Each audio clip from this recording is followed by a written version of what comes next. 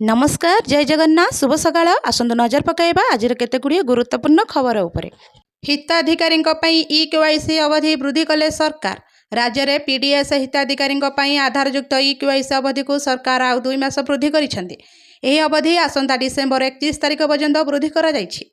जो हिताधिकारी माने एपर्यंत e KYC कराई नाहांती सेमाने वर्धित समय भितर निकटस्थ राशन कार्ड परिचालन केन्द्र में आधारयुक्त ई केवाईसी कराइबाकू परामर्श दिया जायछि। एने खाद्य जोगाण और खाउटी कल्याण विभाग पक्षर सूचना जारी होईछि। परवर्ती खबर कहीं छाड़िले बीजेडी शेष में असल कारण कहीदेले जय ढोलकिया।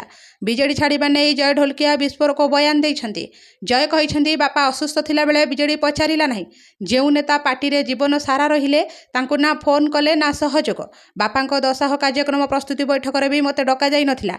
मो पुओ हे भी मते सेमाने डाकी नथिले जेउथिपाई मु से दल छाड़िली। बापांको स्वप्न थिला जे नुआपड़ा को 1 नंबर करिबा तेणु बापांको स्वप्न पूर्ण करने को भाजपा को आसिली। बीजेडी रे यह संभव होई नथांता बोली कहिछन्ति जय। परवर्ती खबर ऑपरेशन सिंदूर समय पाकिस्तान रे हेला विस्फोरण सोई पारिलेनी कांग्रेस परिवार। प्रधानमंत्री नरेंद्र मोदी बिहार आहार एक निर्वाचन रैली रे कांग्रेस और आरजेडी उपर बसिछन्ति।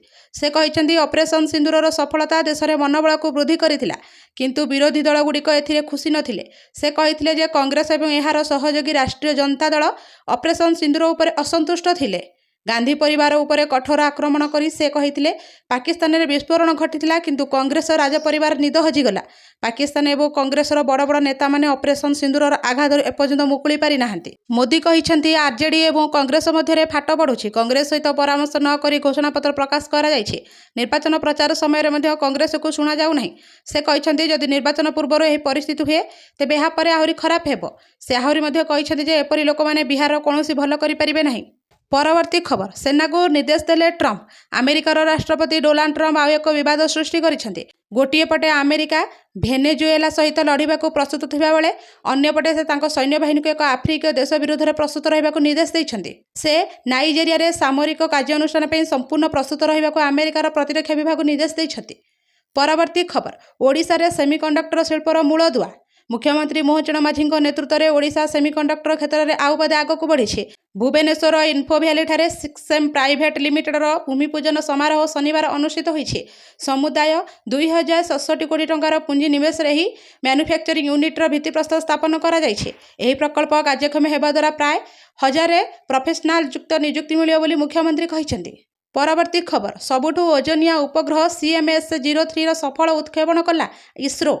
भारतीय महाकाश गवेषणा संस्था रविवार श्रीहरिकोटा स्थित महाकाश केन्द्र देशर सबुठु ओजनिया जोगाजोग उपग्रह CMS-03 को सफलतार सह उत्क्षेपण करिछि।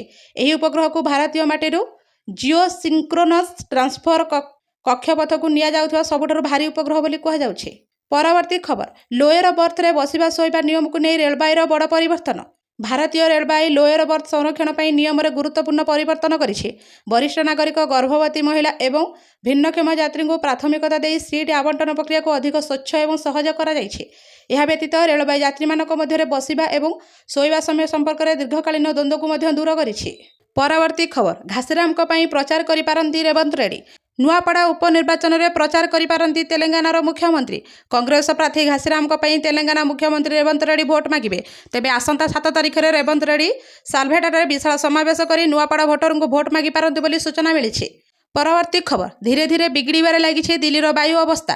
वायु प्रदूषण एवं दिल्लीर सबुठारु मारात्मक स्वास्थ्य विपद भाव उभा होईछि जहाँ उक्त रक्तचाप मधुमेह किंबा मेदबहुलता अपेक्षा अधिक जीवन नेउछि। Institute for health metrics and evaluation द्वारा करा जायथिबा एक विश्लेषण अनुଯାयी 2023 मसीह कणिका पदार्थ प्रदूषण 17,188 मृत्यु सहित जड़ित थिला जहाँ समस्त मृत्युर 15%। परवर्ती खबर भारत को फेरिला 64,000 किलो सुना। देशर अर्थनैतिक सुरक्षा को सुदृढ़ करने भारतीय रिजर्व बैंक एक गुरुत्वपूर्ण पदक्षेप नहीं। गत 6 मास मध्य RBI विदेश में 64 किलोग्राम अर्थात 64 टन सुना भारत प्रत्यावर्तन करिछि। एहाकु भारतर अर्थनैतिक स्वाधीनता एवं संपत्ति को सुरक्षित रखिबा एक प्रमुख पदक्षेप बोली कहा जाउछि। परवर्ती खबर शिमिलीपाल अभयारण्य मॉडल को आपणाइब महाराष्ट्र। ओडिशार शिमिलीपाल ठारू शिखिला महाराष्ट्र व्याघ्र संरक्षण टीम। शिमिलीपाल आसी महाराष्ट्र 5 जणिया टीम स्थिति अनुध्यान करिपारिछन्ति। हाई टेक्नोलोजी जरिया बाघ उपर नजर रखा जाउଥିବା व्यवस्था प्रति आग्रह देखाइछि महाराष्ट्र। साहाद्री व्याघ्र संरक्षण तेणु शिमिलीपाल को एक 5 जणिया स्वतंत्र टीम आसी 3 दिन धरी शिमिलीपाल अधिकारी मिसी एही सब व्यवस्था को पचारि बुझिछन्ति।